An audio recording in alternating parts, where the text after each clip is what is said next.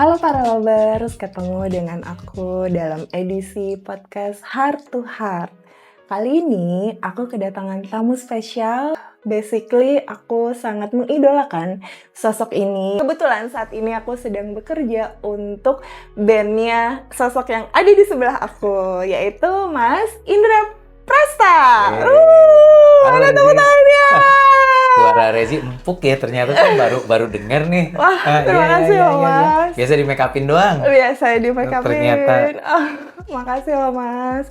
Oke, jadi kali ini Mas Indra, terima kasih banyak udah mau datang dan ngobrol sama aku di podcast aku Satu Heart ini untuk menjadi motivasi buat teman-teman para lovers mungkin yang sedang dalam posisi terpuruk, posisi sedih, galau, dan mereka merasa butuh bukan sosok untuk bersyukur ya, tapi ternyata ada ya orang yang bisa melewati proses itu dan mereka merasa relate karena basicnya tuh sekarang kita nggak pernah tahu apa yang ada di luar semua di dalam gitu. Jadi itu yang pengen aku coba sharing ke teman-teman para lovers untuk saat ini.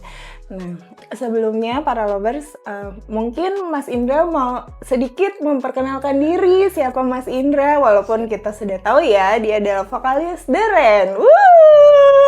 Hai para lovers, saya Indra Prasta, kerjaan musisi, udah 23 tahun ini bareng The Rain, ngeband bareng, berkarya bareng.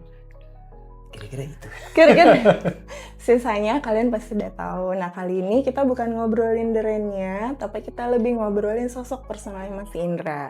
Oke, Mas, kalau aku boleh tahu ya, langsung aja. Kenapa ini sebelum The Rain terkenal luas lah gitu. Siapa yang menginspirasi Mas Indra dalam membuat musik awalnya gitu, sebelum prosesnya gitu? Awalnya dulu karena dengerin koleksi kaset milik mendiang ayah saya. Jadi dengerin Ebit GAD, dengerin Iwan Fals dan lain-lain lah gitu. Tapi mulai tertarik menulis itu waktu ngerasa susah menuangkan emosi. Jadi dulu bawaannya kalau lagi marah tuh main gitar, nyanyiin lagu, tapi lagu orang gitu. Lama-lama mulai menemukan cara buat nulis lirik sendiri dan ternyata itu lebih berhasil ngelepasin emosi. Macam-macam emosi kan bukan cuma marah ya, termasuk seneng juga gitu. Dan jadi ketika berhasil menulis lagu, waktu itu belajarnya dari penulis-penulis lagu yang saya idolakan sejak kecil, dari Iwan Fals, Ebit GAD, dari teman-teman seperjuangan di Jogja, dari Sheila on Seven, Jikustik saat itu. Belajar, termasuk dari Mas Iwan, gitarisnya The Rain, yang sebenarnya awalnya Mas Iwan yang lebih banyak bikin lagu buat The Rain gitu. Itulah awalnya kenal dengan penulisan lagu, dan ternyata itu cara saya buat nuangin luapan ini yang ada di kepala ya, kayak apapun itu, apa yang berisik di kepala tuh bisa tenang dengan menulis. Kebanyakan kalau sekarang kan yang aku tahu juga biasanya orang tuh lebih kayak healing gitu ya Mas ya, lebih kayak kalau aku lihat sih mungkin lebih kayak lari dari masalahnya gitu. Oke, aku mau berlibur atau apa gitu. Sebenarnya itu salah satu cara mungkin Mas Indra stress release atau gimana itu? Ya tadinya begitu, tapi lama-lama saya belajar nggak lari dari masalah, tapi menyadari masalahnya apa, terus mulai belajar nerima gitu. Yang susah itu waktu itu itulah mulai menyadari, mengakui dan menerima. Dan cara menerimanya salah satunya juga dengan menulis lagu itu gitu, menerima bahwa kita nggak sesempurna itu, banyak celahnya gitu. Banyak pengakuan dosa yang saya tulis tuh lewat. Dicari aja dari para lovers yang mana, nanti tinggal kasih tau Mas Indra gini bukan? Iya itu. Jadi stress release orang kan macam-macam ya. Tapi kalau lari dari masalah, biasanya cuma dengan mengerjain yang lain, tapi sebenarnya akar dari masalahnya nggak ditelusuri dan disembuhin, biasanya bakal balik-balik lagi. Boleh kasih tau tipsnya nggak Mas? Cara Mas Indra deh menghandle itu. Ini mengakui dulu ya bahwa kita berat misalnya menerima kenyataan tertentu gitu, akui dulu memang berat gitu. Nah, dengan mengakui itu kita lebih kuat untuk nggak lari gitu. Dulu gitu, kayak kita semua orang kan punya masa lalu kan. Kadang-kadang dulu ada di fase dimana sangat membenci masa lalu. Jadi, nah itu gimana caranya? Pasti proses ya, maksudnya iya. kita tahu lah gitu. Iya, Mungkin waktu itu macam-macam lah masa lalu orang. Kalau saya memang tergolong nggak suka membicarakan aib ya, aib keluarga.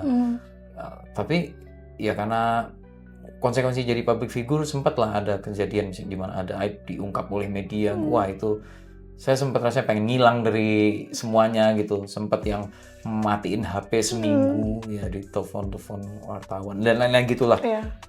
Tapi pada akhirnya belajar nerima. Ya masa lu nggak akan pernah bisa diubah. Mau kayak gimana pun nggak akan bisa. Jadi percuma disesali. Ya udah, lewat itu tuh caranya. Tapi kayaknya ilmu itu kan ilmu ikhlas ya. Salah satu bagian dari ilmu ikhlas. Kayaknya ilmu ikhlas itu bukan ilmu yang sekarang kita bisa, besok kita pasti bakal selalu ikhlas. Kayaknya enggak. Kita sakit nih, terus kita bisa mengikhlaskan. Besok kita sakit lagi oleh hal yang berbeda. Ternyata nggak ikhlas. Jadi kayaknya ilmu ikhlas itu ilmu yang dipelajarinya terus menerus itu sih. Sampai sekarang pun masih gitu. Jadi kadang-kadang ngerasa udah melepaskan, berdamai dengan masa lalu. Tapi tahu-tahu kumat. Maksudnya aku paham banget. Ya, relapse itu yang sebenarnya kita nggak mau ini tapi muncul gitu. Iya. Terus, nah, itu nge-handle gimana Mas Indra? Salah satunya dengan nulis gitu. Nulis apapun itu, pokoknya nulis saja. Itu lumayan menenangkan isi kepala. Dan olahraga juga lumayan. Mas Indra olahraganya apa? Olahraganya jalan dan lari dan yang angkat-angkat beban yang ringan, pull up, push up gitu. Yang jadi, sehari-hari itu bisa ya di rumah lumayan, gitu. Lumayan. Kan tiap orang beda-beda isi kepalanya. Ada yang bilang dalam kepalanya selalu ada dialog. Nah, saya mungkin salah satu yang kayak gitu. Jadi kayak selalu ada obrolan nih di kepala, jarang sunyi. Bangun tidur masih sunyi dia. Kalau habis ibadah gitu tuh masih sunyi. Tapi kalau udah jalan lagi, muncul berbagai skenario. Kadang-kadang kalau diikutin tuh bisa seharian punya skenario baru. Kalau Rezi tahu film The Secret Life of Walter Mitty, itu nanti coba diulik. Saya tuh sempat berada di fase itu tuh. Jadi kalau lagi kepikiran sesuatu, jadi kayak tiba-tiba berada di dimensi lain. Kayak kita lagi ngobrol nih, terus tahu-tahu ngelamun, nanti kayak udah 15 menit aja hilang gitu. Paham. Kayak gitu. Aku relate lagi. Nah, sekarang masih mencoba berdamai dengan itu. Masih struggle juga kadang-kadang. Tapi mungkin itu salah satu kenapa Mas Indra selalu bisa membuat karya dari hati ya.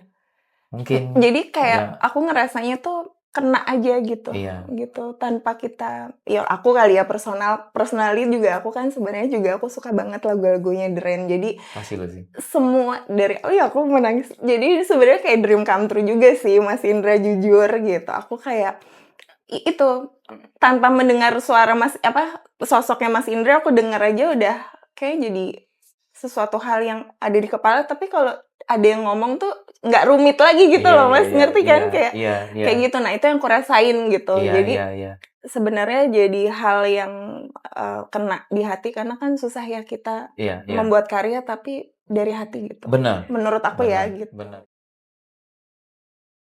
Nah, itu mungkin para lovers bisa mencontoh itu. Atau kalau lagi ada yang, aduh kayaknya aku lagi bingung nih, lihat Mas Indra dari yang berisik di kepala tiba-tiba nyampe ke hati semuanya. Amin, gitu. Amin.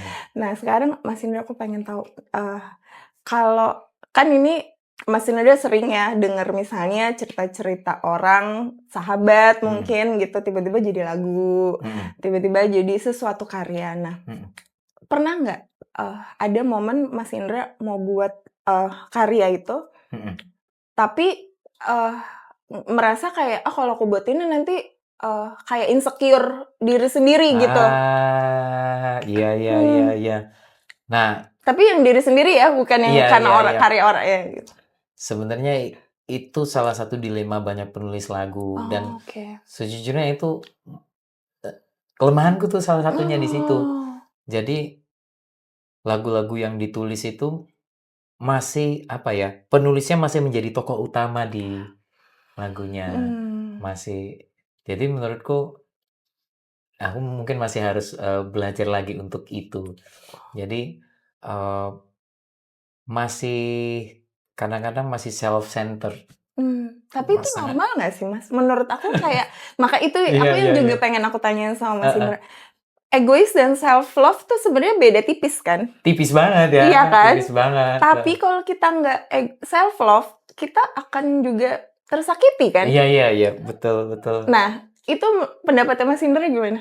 Ya ya kalau aku sih masih melihat itu sebagai self love ya, masih melihat itu, tapi, eee, masih terus belajar juga untuk Mmm. mencoba misalnya menulis lagu dari sudut pandang atau dari cerita yang sebenarnya aku tuh kayaknya saya nggak mungkin kayak gini deh. Nah gitu. Tapi lagi-lagi kan eh, apa musisi atau pencipta lagu tuh Mmm. harus bisa mewakilin perasaan banyak orang.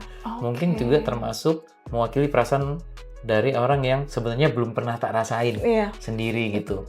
Nah, itu Nah, lebih susah kan, Mas? itu Karena susah nggak dan dari sini. betul. Nah, aku belum sampai tahap itu. Makanya Mhm. salut banget sama banyak penulis lagu di Indonesia yang Mmm. bisa mewakili hati banyak orang, Mmm. bisa menulis dari berbagai sudut pandang. Mmm. Oh, aku mungkin masih ya itu, masih sudut pandang orang pertama, jadi pelakunya Iya. atau jadi korbannya, Iya tapi iya intinya iya. tetap jadi yang ngalamin langsung. Gitu. Karena itu yang buat rasa kan? Mungkin Iya kan, Mas? di satu sisi akhirnya ada yang ngalamin juga jadi lebih mudah relate karena ditulisnya benar-benar dari hati. Iya kan? Nah, Iya, itu maksud iya. aku yang mungkin itu ya, nggak tahu ya, mungkin kalau sebagai musisi itu salah satu the next big thing mungkin ya. Aku juga nggak paham sih, Mas ya. Amin, amin. Tapi ya itu ciri khasnya Mas Indra nggak sih? Mungkin. Menurut aku, iya nggak sih? Entahlah, jadi kayak diary jadi sih. Iya kan? Jadinya jadi buku harian atau apa ya? Ya tuangan keresahan. Jadi ya mungkin yang teman-teman dengar di lagu-lagu Drain itu ya itulah keresahannya Yang Indra. berisik itu. Yang berisik itu. Iya, iya benar. Berarti aku boleh tahu nggak satu lagu yang menurut Mas Indra sebagai lukanya Mas Indra yang dituangin di dalam karyanya? Wah ini. Luka ya? Wah ini berat sekali sebenarnya untuk apa ya? Lagi-lagi kadang-kadang sesuatu yang kita udah berdamai tapi bisa aja jadi luka lagi. Tapi ada yang bilang itu berarti belum benar-benar berdamai. Banyak Dilemanya banget, itu ya. banyak banget lagu-lagu Drain yang salah satunya judulnya Terjebak Bersama Terjebak gitu. bersama. Sebenarnya itu lahir dari perasaan bersalah kayak gini. Harusnya aku nggak ngerasain ini. Teman-teman Drain udah bareng itu 20 tahun lebih gitu. Jatuh bangun gitu. Iya.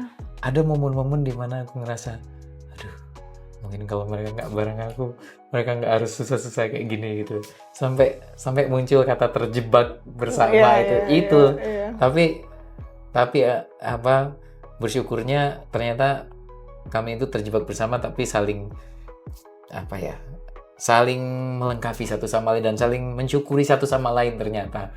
Walaupun itu sebenarnya lagu itu lahir dari perasaan berat sebenarnya. Itulah. Iya. Paham sih aku, paham. Mungkin para lovers juga paham, bisa komen juga, oh aku relate tuh Mas, gitu. Tanpa harus banyak menjelaskan kadang gitu, kayak oke, aku ngerti gitu. Jadi berarti Mas Indra merasa apa yang sekarang sudah dijalani itu adalah hal yang benar atau hal yang tepat, apa ya, kayak on the track nih nggak sih aku Iya, gitu. iya. Ya, matematika dari yang di atas emang ajaib ya. Jadi ternyata ini yang kami butuhkan ternyata. Kenapa dulu Drain dibikin jatuh dulu di beberapa album pertama sempat ada kita fase terpuruk banget. Kita hijrah dari Jogja ke Jakarta tapi malah jadi seperti terdampar di Jakarta karena kontrak rekaman kita nggak diperpanjang. Tapi ternyata mungkin kita belum siap untuk menjadi besar saat itu gitu. Jadi mungkin star syndrome-nya ada ya, dibikin jatuh dulu. Sekarang udah nggak kaget dengan segala yang popularitas dan lain-lain gitu ya. Kita percaya popularitas itu seringkali cuma mampir gitu. Jadi ya udah, sekarang menikmati dan mensyukuri tiap detiknya, masih bisa berkarya bareng. Sangat bersyukur masih bisa ada di sini, masih bisa ketemu kita, masih bisa bikin lagu.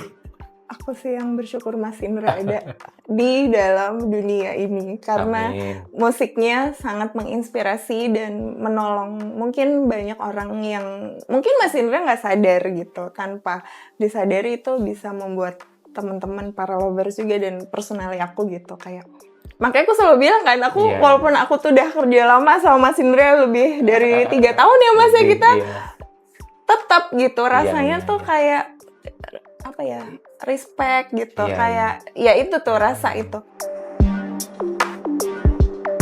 Terakhir deh Mas Indra ya, sebelum kita akan syuting lagi video klipnya The Rain yang baru, apa ya kira-kira yang Mas Indra mau sampaikan ke diri sendiri sampai ada di titik sekarang ini? Ya ini aja, jangan capek untuk terus berdamai dengan apa yang udah terjadi. Yang terjadi nggak selalu sesuai dengan keinginan, banyak hal yang nggak bisa dikendalikan, dan sebenarnya itu tahu ya, diri sendiri tahu banyak hal yang tidak bisa dikendalikan, tapi mungkin harus lebih sering diingatkan bahwa ada hal-hal yang tidak bisa kita kontrol, kendalikan, dan nggak usah memusingkan itu, mendingan fokus ke apa yang bisa kita kendalikan, yaitu diri sendiri. Kayaknya masih ada deh, coba. Oke, para lovers, akhirnya kita mau syuting lagi. Terima kasih banyak Mas Indra. Iya. Semoga semua yang sedang ada di fase-fase yang terpuruk, lihat Mas Indra salah satu contoh nyata yang bisa survive dan menjadi panutan kita semua. Oke, para lovers, sekian podcast kita hari ini. Sampai jumpa.